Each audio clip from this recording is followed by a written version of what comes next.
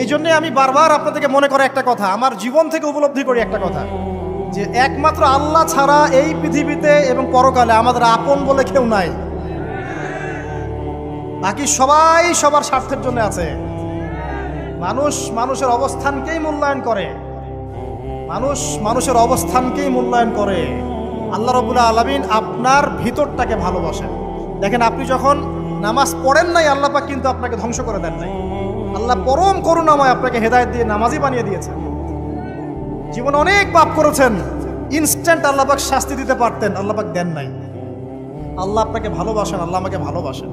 আল্লাহ পাকের এই ভালোবাসার ঋণটা শোধ করার জন্য হলেও নামাজি হয়ে যান, আল্লাহর পথে ফিরে আসেন, দিনের জন্য কিছু করেন, দিনের ফিকির করেন, পড়াশোনা করেন। প্রিয় ভাইরা, আল্লাহ পাক তৌফিক দান করুন।